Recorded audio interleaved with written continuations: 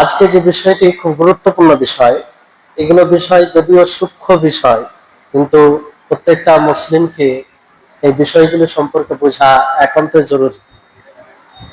সেটা হচ্ছে শাফাত, সুপারিশ। যে ইসলামে সুপারিশের ব্যাপারে কি কনসেপ্ট দিয়েছে, ধারণা কি দিয়েছে, এবং আমাদের কি ধারণা হবে।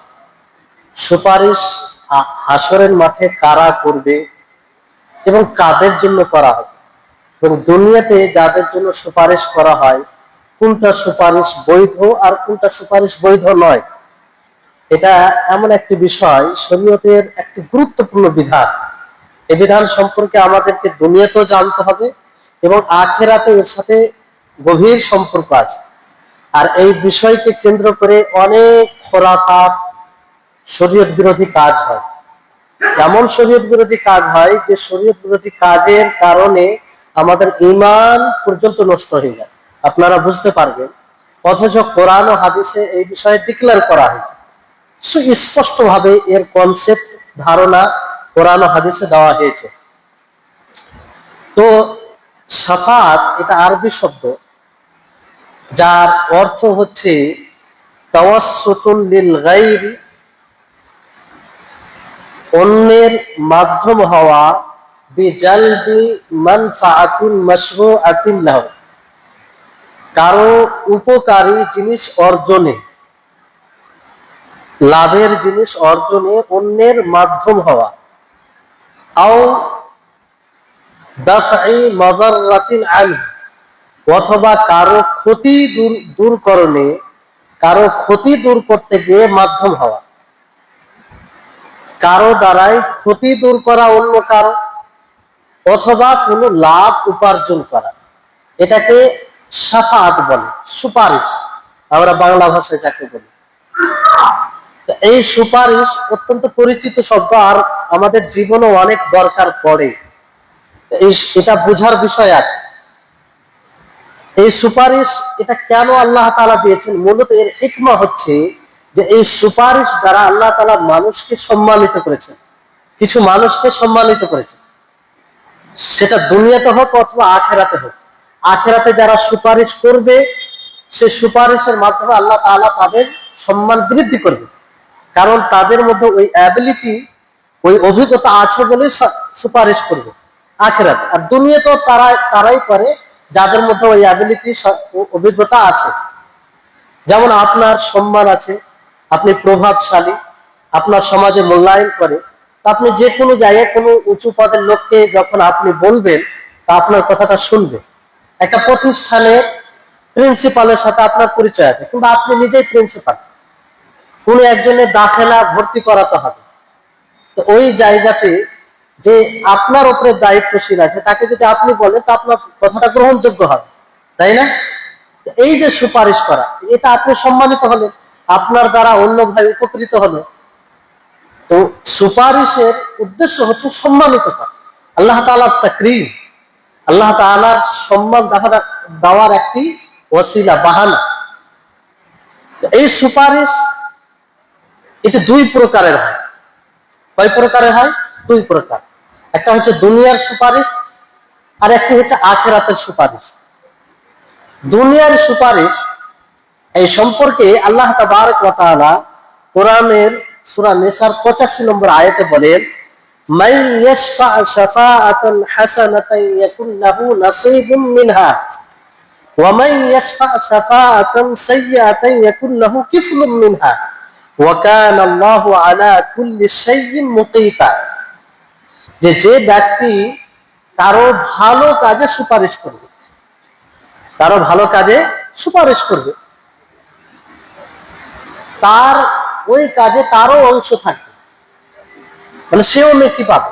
যেমন আপনি কোনো ছাত্রর ভালো জায়গায় ভর্তি করিয়ে দিলেন, কথা বলিয়ে সুপারিশ করে, তো সে পড়ে যতটা নেকি পাবে, কিংবা সে কল্যাণে যে যতটুকু কল্যাণ অর্জন করবে, এটা আপনিও নেকির হকদার হবেন, আপনিও নেকি পাবেন। এটাই আল্লাহ তাআলা বলছেন যে নাসীবুম মিনহা, সে যেটা করবে তার মধ্যে তার অংশ থাকবে।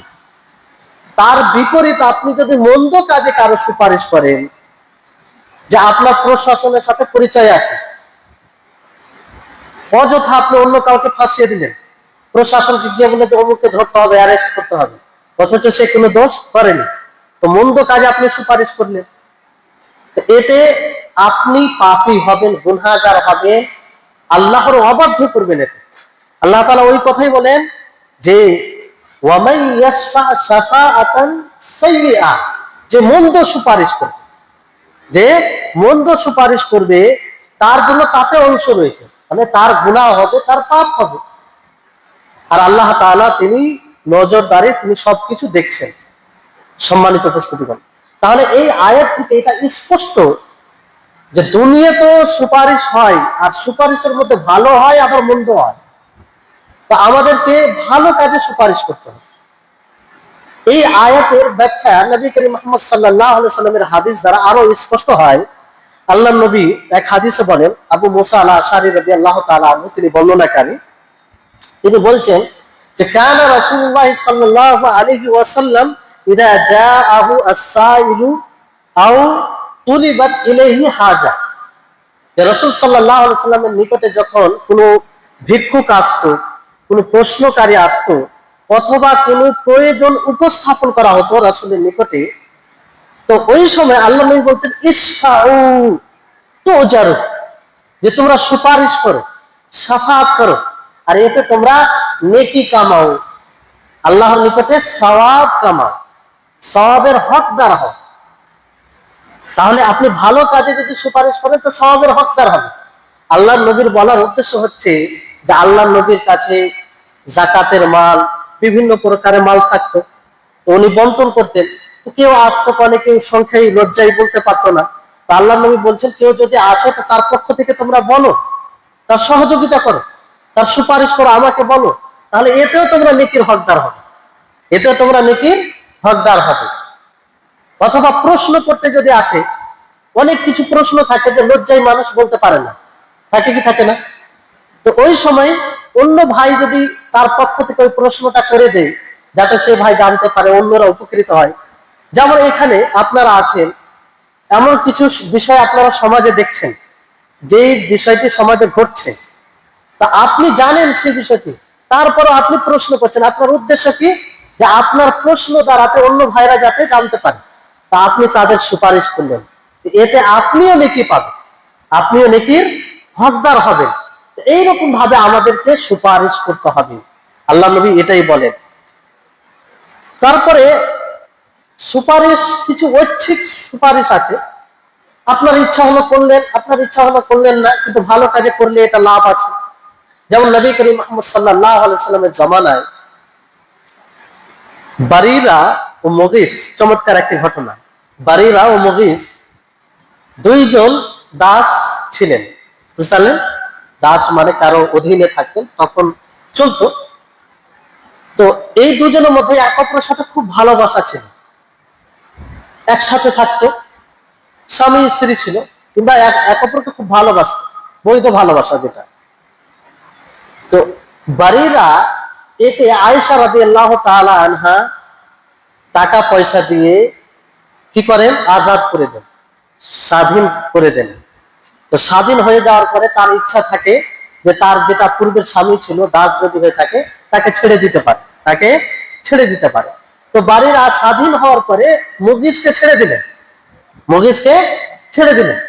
তখন মুগীস তার ভালোবাসায়, যেহেতু তার সাথে এতদিন চলাফেরা ছিল, নবী সাল্লাল্লাহু আলাইহি ওয়াসাল্লামের আশেপাশে ঘুরতেন আর কান্না করতেন। এতটা কান্না করতেন যে ওনার অশ্রু দাঁড়ি দিয়ে বয়ে পড়ত। মানে তার ভালোবাসা একটা এতদিন থেকেছে, এখন বিচ্ছিন্নতা অবলম্বন করেছে, যেহেতু তিনি স্বাধীন হয়ে গেছে।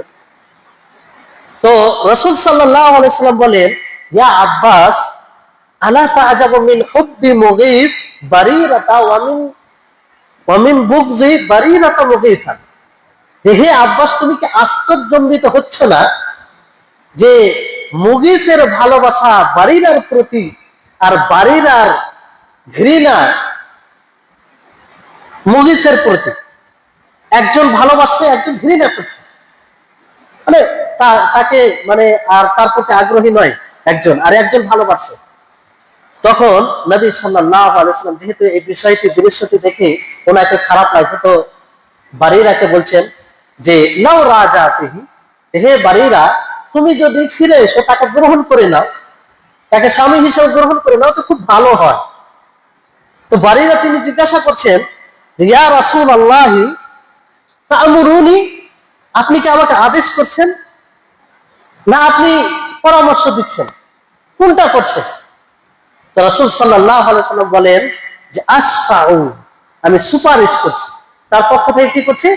সুপারিশ করছি, আমি হুকুম দিই না, এটা শরীয়তের হুকুম নয়, বরং আমি তার পক্ষ থেকে সুপারিশ করছি যে আমাকে এই দৃশ্য দেখে অনেক খারাপ লাগছে।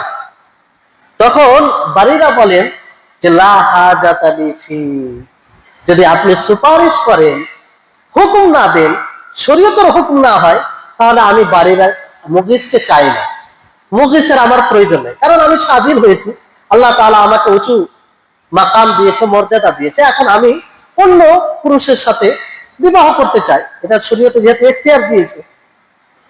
তো এখানে দেখেন যে বারিরা রাদিয়াল্লাহু তাআলা আনহা তিনি কিন্তু সুপারিশ গ্রহণ করলেন না, এটা যেহেতু শরীয়তের সাথে সম্পৃক্ত বিষয় ছিল না, এটা শরীয়ত সম্মত হুকুম ছিল না, তো এরকম সুপারিশ আপনি গ্রহণ করতেও পারেন, নাও পারেন, যেমন নবী সাল্লাল্লাহু আলাইহি ওয়াসাল্লাম গ্রহণ করেন, যেহেতু শরীয়ত সম্মত এটা হুকুম ছিল না। এখান থেকে যেটা বলা উদ্দেশ্য আপনাদেরকে, যে এই ধরনের সুপারিশ আমাদের করা উচিত, যেমনটা নবী সাল্লাল্লাহু আলাইহি ওয়াসাল্লাম করতেন। কিন্তু মনে রাখবেন যে আমরা দুনিয়াতে হারাম কাজে, শরীয়ত বিরোধী কাজে কারো সুপারিশ করতে পারি না, কোনো মতেই করতে পারি না, আর এটা পাপের কাজ। আপনাদেরকে একটা উদাহরণ দিই হাদিস থেকে, যে কুরাইশ বংশ থেকে একজন মহিলা চুরি করে নেয়, কুরাইশ বংশ থেকে একজন মহিলা চুরি করে নেয়। তো যারা মান্যগণ্য লোক ছিল তারা আলোচনা করতে লাগলো যে আমাদের মধ্যে এক মহিলা চুরি করে নিল, এটা তো মান সম্মানের ব্যাপার, মানুষের মধ্যে সমালোচনা হবে, কি করা যায়? তো আলোচনা হলো যে নবী সাল্লাল্লাহু আলাইহি ওয়াসাল্লামের কাছে সুপারিশ করা হোক। কিন্তু তারা বলতে আরম্ভ করলো যে এই কথা বলবে কে, কার এত বড় সাহস আছে, মাইয়াজকারি আলাইহি, যে এর উপরে সাহস কে দেখাবে, কে আল্লাহর নবীকে বলবে?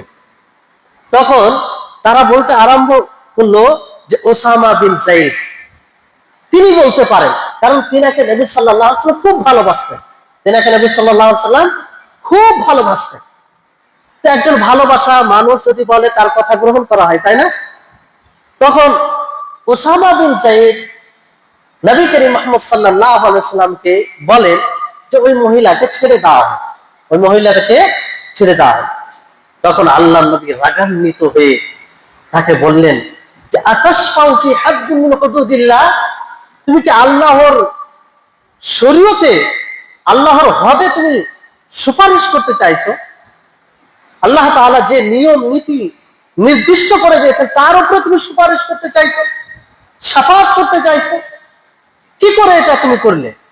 নবী করিম মুহাম্মদ সাল্লাল্লাহু আলাইহি ওয়াসাল্লাম রাগান্বিত হয়ে গেলেন।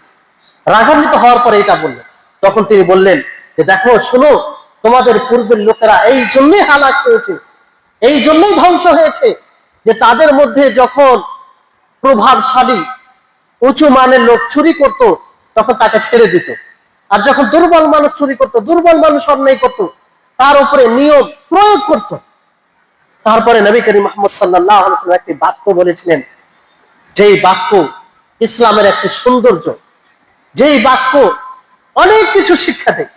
নবী করিম মুহাম্মদ সাল্লাল্লাহু আলাইহি ওয়াসাল্লাম বলেন, লাউ আন্না ফাতিমাতা বিনতি মুহাম্মদ সারাকাত লাকাতাতু ইয়াদাহা, সেই মহিলা তো দূরের কথা, আমার কন্যা, আমার প্রিয় কন্যা ফাতেমা রাদিয়াল্লাহু তাআলা আনহা, সে যদি চুরি করে তার হাতও আমি কেটে দেব।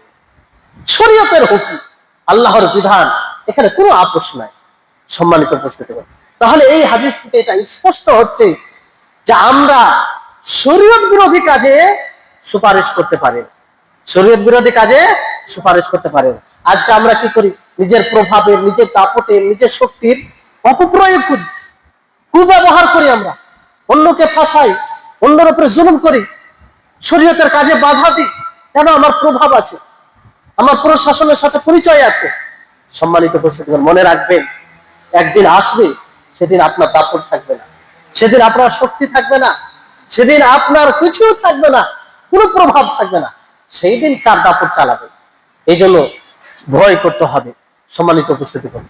তাহলে এখান থেকে যে বিষয়টি আপনাদের নিকটে আশা করি স্পষ্ট হয়েছে যে দুনিয়াতে শরীয়ত বিরোধী কাজে আমরা কারো সুপারিশ করতে পারি না। এবার আসুন যেটা গুরুত্বপূর্ণ, খুব মনোযোগ দিয়ে শুনবেন, যেটার সাথে আমাদের আকীদা ধারণা জড়িয়ে আছে, যেই ব্যাপারে সঠিক ধারণা না থাকার কারণে আজকে মানুষ দাবি করে ইসলামের মধ্যে তারা গণ্য হয়, অথচ তারা ইসলাম থেকে বের হয়ে গেছে। মুশরিক, মক্কার মুশরিকরা জানেন তারা ইবাদত অন্য কারো করত, আল্লাহ ব্যতীত অন্য কারো ইবাদত করত। কিসের কারণে? এই শাফাতের ব্যাপারে সঠিক ধারণা না থাকার কারণে। তারা যাদের ইবাদত করত, যে দেব দেবীর ইবাদত করত, কি ধারণা রাখতো? যে এরা সৎ ছিল, এরা আল্লাহর ওলি ছিল, তো এরা আমাদের জন্য আল্লাহর কাছে গিয়ে সুপারিশ করবে। কি করবে? সুপারিশ করবে।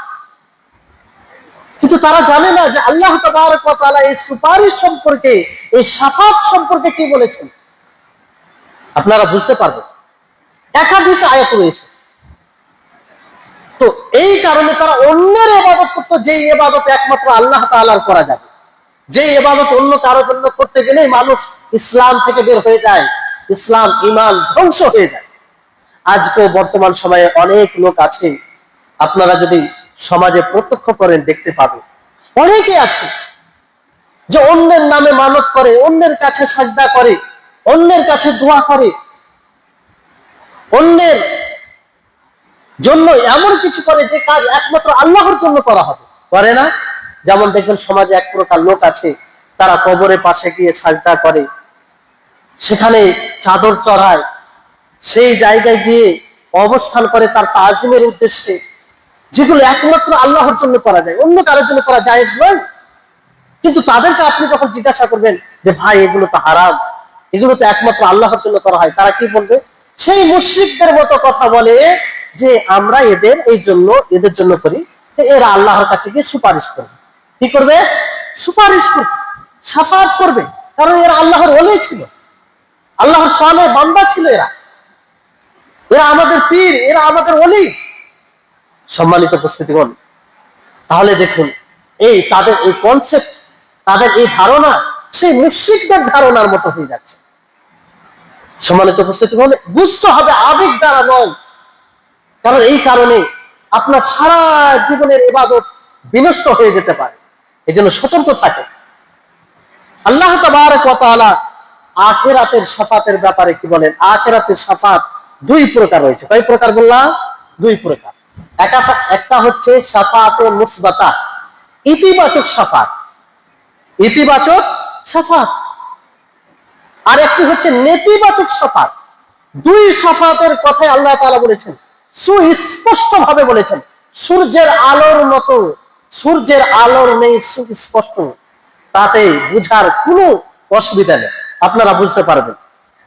আল্লাহ তাবারক ওয়া তাআলা বলেন যেটা ইতিবাচক শাফাত, যে শাফাত হবে সে সম্পর্কে বলেন মান যাল্লাযী ইয়াশফাউ ইনদাহু ইল্লা বিইذনি। আশা করি সকলের মুখস্থ আছে, আয়াতুল কুরসি মুখস্থ আছে কি নেই? আছে। সেই আয়াতের একটি অংশ আল্লাহ তাআলা বলেন মান যাল্লাযী ইয়াশফাউ ইনদাহু ইল্লা বিইذনি। কে আছে এমন যে আল্লাহর নিকটে তার অনুমতি ব্যতীত সুপারিশ করবে, তার অনুমতি পারমিশন ছাড়া সুপারিশ করবে কারোর জন্য? তার মানে এখান থেকে স্পষ্ট হচ্ছে আল্লাহর অনুমতি ছাড়া কেউ সুপারিশ করতে পারবেন, স্পষ্ট কথা। তারপরে আল্লাহ তাবারক ওয়া তাআলা অন্য আয়াতে বলেন, আল্লাহ তাআলা বলেন সূরা তাহার 109 নম্বর আয়াত, আয়াতগুলো মিলিয়ে লিখে যদি ভুল বলি আমি। আল্লাহ তাআলা বলেন ইয়াউমা ইদিন লা তানফাউ শাফাআতু ইল্লা মান আযিনা লাহুর রাহমানু ওয়া রাদিয়া লাহু কাওলা। আল্লাহ তাআলা বলেন যে সেই দিন বলতে কোন দিন? কিয়ামতের দিন, হাসরের মাঠে। সেই দিন কোন শাফাত কাজে আসবে না। ওই শাফাত কাজে আসবে যে শাফাতের জন্য আল্লাহ তাআলা অনুমতি দিবেন, যার জন্য শাফাত করা হবে, যে শাফাত করবে তার প্রতি আল্লাহ তাআলা সন্তুষ্ট থাকবে। সম্মানিত উপস্থিতিগণ, এবার বলুন ইয়াউমাইদিন, সেই দিন, কিয়ামতের দিন। বড় দুঃখের সাথে বলতে হয় বড় আফসোস হয় যারা কোরআন হাদিসের জ্ঞান থেকে দূরে থাকে, তারা আজকে দুনিয়াতে জীবিত থাকা অবস্থায় শাফাতকে বন্টন করে নেয়, বলে যে আমি অমুক পীরের শাফাতে জান্নাত যাব, অমুক পীর আমাকে বাঁচাবে, অমুক ওলি আমাকে বাঁচাবে, অমুক মানুষ আমাকে বাঁচাবে। এটা কোরআন বিরোধী বুঝ নয়, এটা কোরআন বিরোধী কথা নয়। আল্লাহ তাআলা বলছেন যে সেই দিন হাসরের মাঠে এটা নির্ণয় হবে কার পক্ষ থেকে? আল্লাহর পক্ষ থেকে। কে সুপারিশ করবে তারও নির্ণয় হবে, কার জন্য সুপারিশ করা হবে তারও নির্ণয় হবে। এটা আল্লাহর পক্ষ থেকে হাসরের মাঠে নির্ণয় হবে। আজকে আমি আপনি কি করে ধারণা রাখতে পারি যে আমি অমুক পীরের সুপারিশে জান্নাত যাব, অমুক বাবা আমাকে আমার জন্য সুপারিশ করবে? সম্মানিত উপস্থিতি, দিন কখনো আবেগে চলে না, দিন কখনো আবেগে চলে না। আবেগে চললে এই দিন রহিত হয়ে যাবে। কারণ অনেক বিষয় আছে এই শরীয়তে যেটা আবেগ বিরোধী, যেটা আমাদের আবেগ বিরোধী, আমাদের বিবেক কবুল করে না। এই জন্য দিন আবেগের উপরে কোরআন হাদিসকে প্রাধান্য দিতে হবে। তারপরে এবার আসুন, খুব গুরুত্বপূর্ণ পয়েন্ট, ভালো করে শুনবেন এবং মনে রাখবেন, আপনারা নিজে বুঝবেন, নিজের সমাজকে সচেতন করবেন, নিজের আত্মীয় স্বজনকে সচেতন করবেন। কারণ এই কারণে তারা সবচেয়ে বড় বিপদ আছে, ইসলাম তাদের হাত থেকে চলে যাচ্ছে, এটা সবচেয়ে বড় বিপদ। কেউ যদি আগুনে পুড়ে যায় আপনার সামনে, তো তাকে যতটা বিপদে মনে করেন তার চেয়ে অধিক গুণে এটা বড় বিপদ। কারণ কারো ইসলাম নষ্ট হয়ে যায়, কারো ঈমান নষ্ট হয়ে যায়, সে আখিরাতে চিরস্থায়ী জাহান্নামে হবে। এর চেয়ে বড় বিপদ আছে? আছে? কোনো বিপদ নেই। তিনটি শর্ত, আমি আপনি যে সুপারিশ পাবো কিংবা যার জন্য সুপারিশ করা হবে, যে সুপারিশ করবে তাদের জন্য তিনটি শর্ত। কয়টি শর্ত বললাম? তিনটি শর্ত। প্রথম শর্ত হচ্ছে যে যার জন্য সুপারিশ করা হবে, যে সুপারিশ করবে, উভয়ে মুসলিম হবে। উভয়ে কি হবে? মুসলিম হবে। কোনো কাফের সুপারিশ করতে পারে না, কোনো কাফের জন্য সুপারিশ করা হবে না। কাফের দুনিয়াতে যতই ভালো হোক না কেন, দুনিয়াতে বড় সুনাম অর্জন করুক না কেন, তারপরে তার কোনো সুপারিশ করা হবে না, সে নিজেও করবে না। আল্লাহ তাবারক ওয়া তাআলা বলেন, ওয়া আনযিরহুম ইয়াওমাল আজিফা ইযিল কুলুবু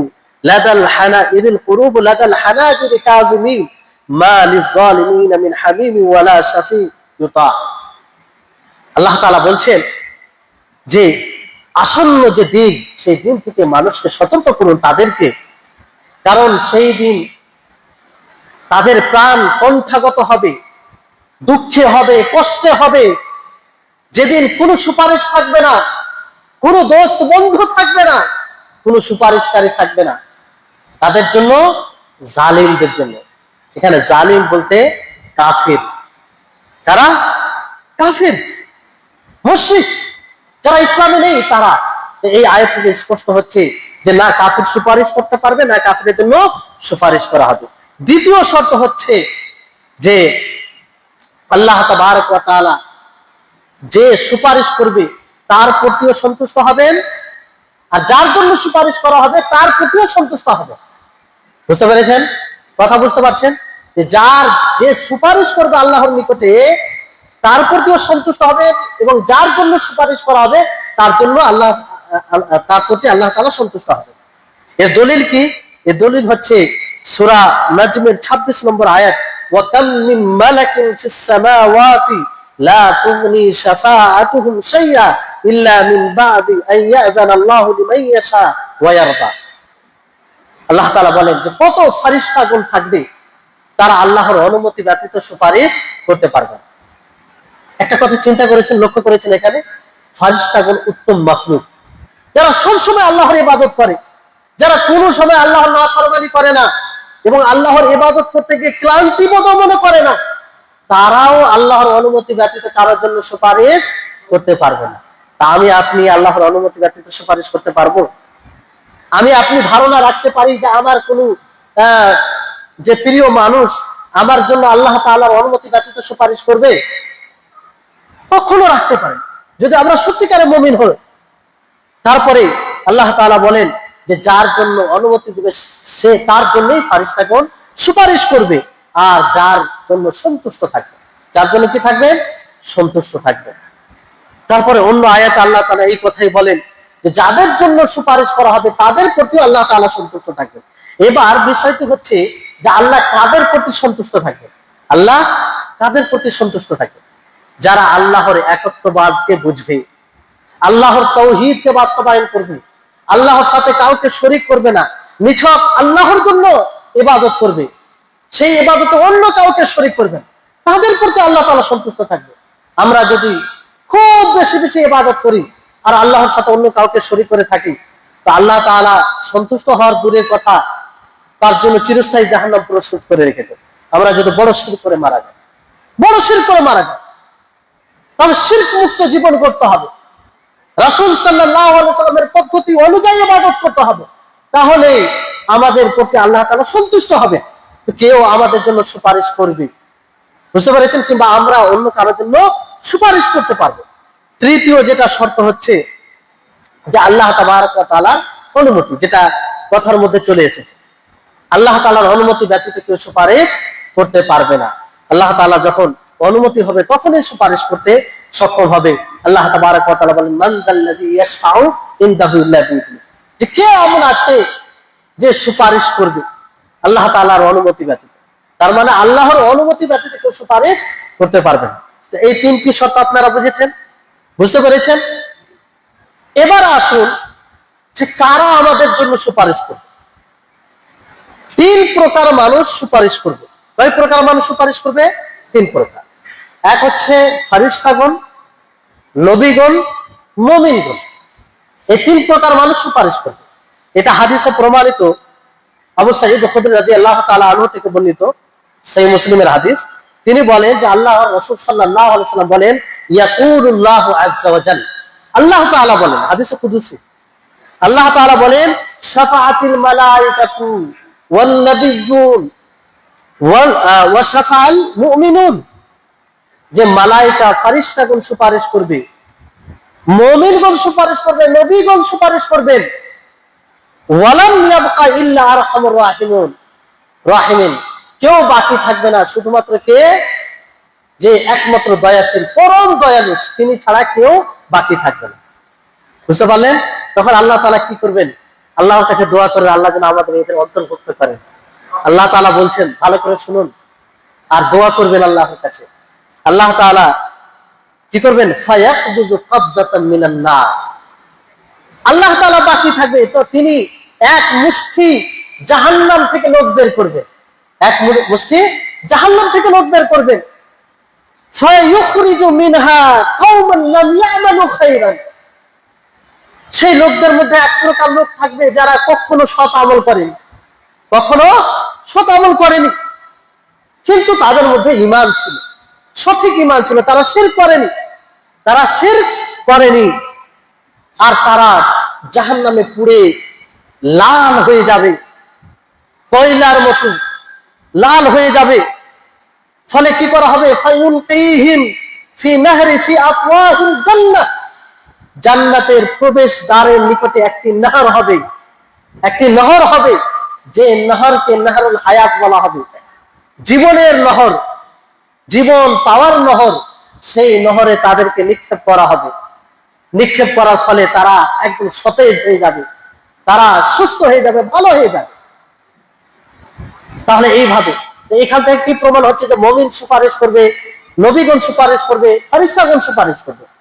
তারপরে নবী করিম মুহাম্মদ সাল্লাল্লাহু আলাইহি সাল্লাম তার বিশেষ সুপারিশ আছে।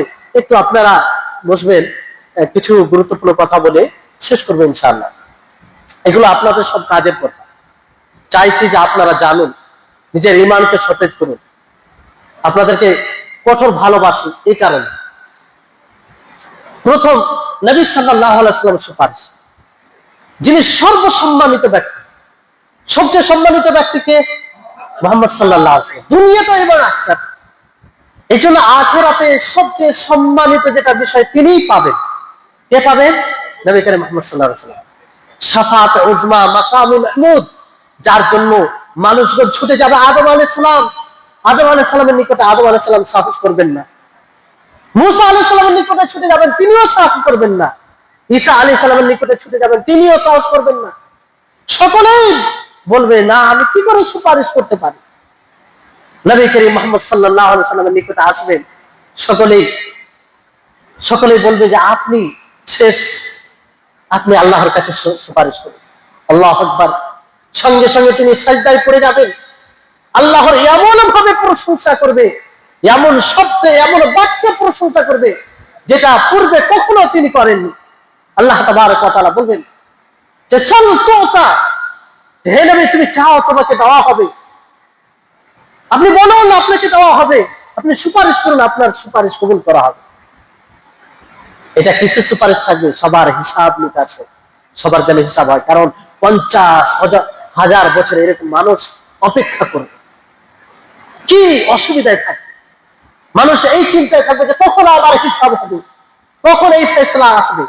এর শাফাত নবী করিম মুহাম্মদ সাল্লাল্লাহু আলাইহি ওয়াসাল্লাম করবেন। এটা হচ্ছে মাকামে মাহমুদ। তারপরে নবী করিম মুহাম্মদ সাল্লাল্লাহু আলাইহি ওয়াসাল্লাম আরো সুপারিশ করবে জান্নাতে প্রবেশ করার ক্ষেত্রে।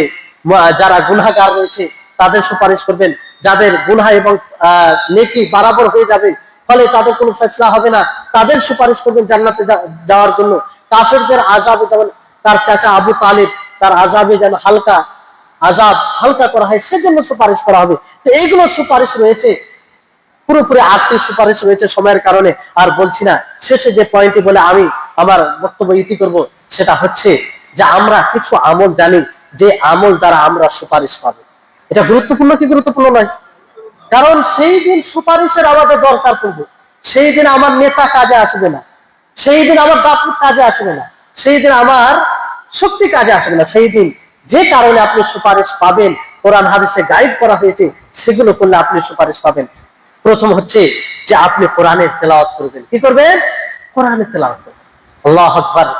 এই হাদিসগুলো পড়লে মনে হয় যে সবসময় কোরআনকে সাথে নিয়ে থাকে। কারণ যেদিন কেউ কারো থাকবে না, নিজের স্ত্রী, নিজের বাবা, নিজের পিতা, নিজের আপন লোক সকলেই অপরিচিত হয়ে যাবে, সেদিন আপনার কোরআন সাথ দিবে যদি আপনি এই দুনিয়াতে কোরআন পাঠ করে থাকেন, কোরআন তেলাওয়াত করে থাকেন। নবী করিম মুহাম্মদ সাল্লাল্লাহু আলাইহি ওয়াসাল্লাম বলেন যে ইকরাউল কোরআন ফাইন্নাহু ইয়াতি ইয়াউমাল কিয়ামাতি শাফিআন লিআসহাবিহি, যে তোমরা কোরআন পড়ো, এই কোরআন কিয়ামত দিবসে, শেষ দিবসে তোমাদের জন্য সুপারিশ হয়ে আসবে। আল্লাহকে বলবে, তার সুপারিশ গ্রহণ করা হবে। সম্মানিত উপস্থিতিগণ, দ্বিতীয় হচ্ছে যে সিয়াম সাধনা। ফরজ সিয়ামের সাথে নফল সিয়াম রাখবেন। নফল সিয়াম রাখলে এটাও আল্লাহ তাআলা সুপারিশ, সিয়াম আপনার জন্য সুপারিশ করবে। সিয়াম বলবে আসিয়াম আল কোরআন ইয়াশফান, সিয়াম কোরআন দুটোই আল্লাহর কাছে সুপারিশ করবে। সিয়াম বলবে আই রব্বি মানাতুহা তাআম ওয়াস শাহওয়াত বিন নাহার, হে আমার প্রতিপালক, তোমার এই বান্দাকে দিনে খাবার থেকে এবং স্বামী স্ত্রী সঙ্গম করা থেকে তাদেরকে বিরত রেখেছিলাম, তুমি আমার সুপারিশ গ্রহণ করো। আল্লাহ তাআলা তার সুপারিশকে গ্রহণ করবে। আল্লাহ তাআলা তার সুপারিশকে গ্রহণ করবে। অনুরূপ ভাবে কোরআন বলবে যে আমি দিন রাত, সে তোমার এই বান্দা কোরআন তেলাওয়াত করেছে, তাকে ঘুম থেকে বিরত রেখেছিলাম, তুমি আমার সুপারিশ গ্রহণ করো। আল্লাহ তাআলা তার সুপারিশ গ্রহণ করবে। অনুরূপ ভাবে আপনার আরেকটি হচ্ছে যে আযানের আপনি উত্তর দিবেন।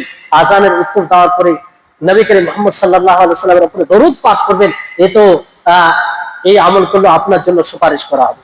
হাদিসে বলা হয়েছে যে ইদা সামি'তুমুল মুআদ্দিন ফাকুলু মিথলা মা ইয়াকুল, যে যখন মুয়াজ্জিনের তোমরা ধ্বনি শুনবে, আযান শুনবে, মুয়াজ্জিন যা বলে তাই তোমরা বলবে। তারপরে তোমরা, আল্লাহ নবী বলে যে আমার উপরে দরুদ পাঠ করবে, কারণ যে ব্যক্তি আমার উপরে একবার দরুদ পাঠ করে আল্লাহ তাআলা তার উপরে কতবার রহমত বর্ষণ করে? 10 বার রহমত বর্ষণ করেন। তারপর আল্লাহ নবী বলেন যে তোমরা আমার জন্য ওয়াসিলা চাইবে। কি চাইবে? ওয়াসিলা চাইবে। আচ্ছা, একটি লক্ষ্য করুন, এটা সৌভাগ্যের বিষয় নয় যে আল্লাহ নবী এতটা কষ্ট করেছেন, সে আল্লাহ নবী বলছে যে আমার জন্য তোমরা আল্লাহর কাছে দোয়া করবে, তা আমরা তার জন্য দোয়া করবো না? এই দোয়া করার সুযোগ পাওয়া এটা সৌভাগ্যের বিষয় না? যে আমাদের প্রিয় নবী, প্রিয় হাবিব, যাকে আমরা জান থেকে ভালোবাসি, তার জন্য দোয়া করবো। কিসের দোয়া করবো? যে তাকে যেন আল্লাহ তাআলা ওসিলা দান করেন। আর সেই ওসিলা কি? জান্নাতে একটি স্থান, সম্মানিত জায়গা।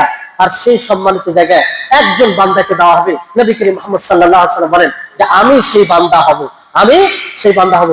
তো যে নবীর জন্য এই ওসিলা চাইবে, তার জন্য আমার সুপারিশ কি হয়ে যাবে? হালাল হয়ে যাবে। তাহাল্লাত লাহু আশ-শাফা, তার জন্য সুপারিশ হালাল হয়ে যাবে।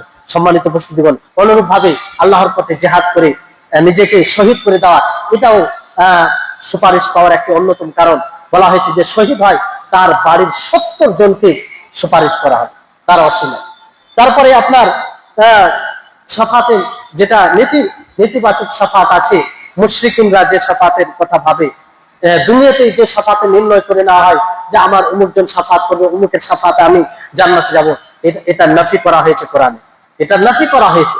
যেমন আপনারা পূর্বের আয়াতে শুনেছেন যে জালিম কাফিরদের জন্য কোনো সুপারিশ থাকবে না, তাদের কোনো অন্তরঙ্গ বন্ধু থাকবে না। তো এই জন্য এই সুপারিশের ব্যাপারে সুস্পষ্ট ধারণা রাখবেন। আশা করি আপনারা বুঝতে পেরেছেন। এই সংক্ষিপ্ত সময়ে আপনাদেরকে সঠিক কনসেপ্ট ইসলামের যেটা দিয়েছে সেটা আপনাদেরকে দেওয়ার চেষ্টা করলাম। আল্লাহর কাছে দোয়া করি যে হে আল্লাহ, আমাদের সকলকে এই বিষয়টি সঠিকভাবে বোঝার তৌফিক দান করো। আর এটাও দোয়া করি যে হে আল্লাহ, আমরা এমন কাজ করতে পারি, এমন ভাবে শরীয়তের অনুসরণকারী হতে পারি যাতে আমাদের জন্য কেউ সুপারিশ করে, আমাদের জন্য ফারিস্তাগণ সুপারিশ করে, আমাদের জন্য নবীগণ সুপারিশ করে, আর আমরা সর্বোপরি নবীর সুপারিশের জন্য অন্তর্ভুক্ত হতে পারি। আর মুমিন এক অপরকে যে সুপারিশ করবে সেই সুপারিশের অন্তর্ভুক্ত হতে পারি। ওয়া আখিরু দাওয়ানা আনিল হামদুলিল্লাহি রাব্বিল আলামিন। আসসালামু আলাইকুম ওয়া রাহমাতুল্লাহি ওয়া বারাকাতুহু।